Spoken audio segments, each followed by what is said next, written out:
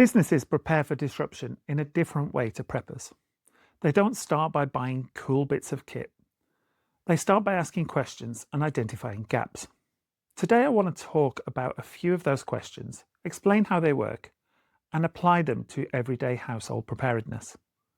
By the end of this video, I'll give you a framework for evaluating your preps that you own or are thinking of buying.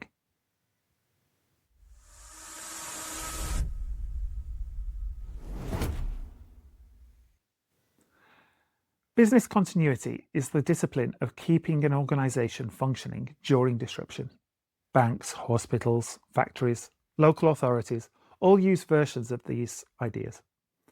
They've spent decades thinking about disruption, and there's no reason we can't borrow some of their best ideas. Bear with me while I introduce a bit of the jargon. Firstly, the maximum tolerable period of disruption, MTPD. How long can the disruption continue before the consequences become totally unacceptable? Imagine it's January, there's snow on the ground, and the boiler fails in my house, and in the house of my elderly mother. The same event has very different consequences. I'm a reasonably healthy adult. I can wrap up a bit, get a few more blankets, and I'd be miserable but fine. My mother is elderly with a heart condition and dementia. She needs some level of care, doesn't tolerate the cold well, and is likely to be thrown completely off kilter by any disruption at all. So my household's maximum tolerable period of disruption is far longer than my mother's. That's why we have things like vulnerable people's registers for utilities.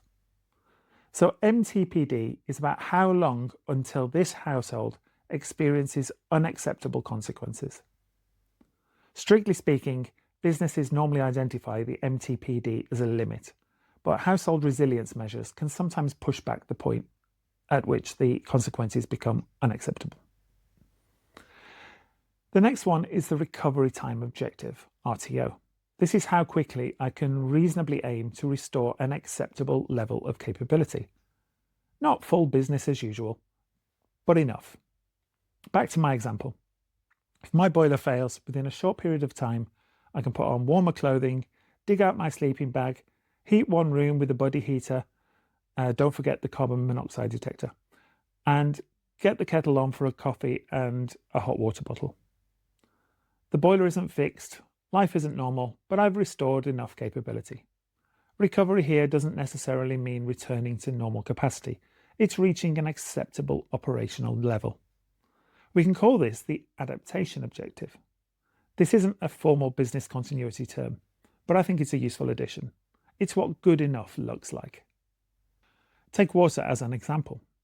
You might not have running water just yet, but you can adapt to use stored water, a bucket toilet, and a solar shower.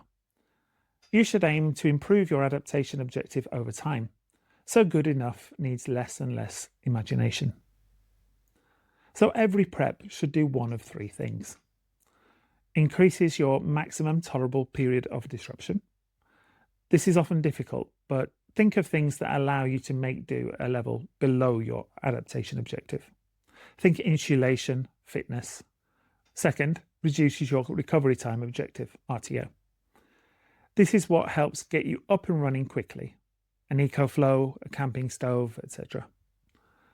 So the difference between your MTPD and your RTO should be as big as possible, giving you a big safety buffer. The third possible objective is increasing your adaptation objective. This is increasing the quality of life at the point when you reach your RTO. It means fewer compromises. What does good enough look like until life does return to normal? The adaptation objective is the minimum acceptable condition you want to reach during the disruption.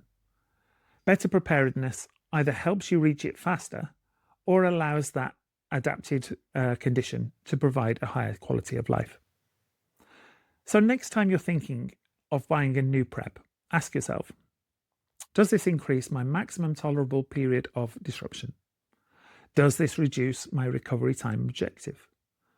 Or does it raise the standard of my adaptation objective? There's also a fourth question. Does it make my plan more reliable? A spare stove may not improve my capability while the first stove works, but it prevents one failure from destroying the whole plan. So before you buy your next piece of kit, ask what problem it solves. Does it buy you more time? Does it get you adapted faster? Does it improve life in that adapted state? Or does it make the plan more reliable? A lot of preps tick more than one of these boxes. If it doesn't tick any of these boxes, ask yourself, is this really a prep? In the comments, try to run one or two of your recent preps through this model and figure out which boxes it's ticking. Thank you for your time and attention, and I look forward to our next video.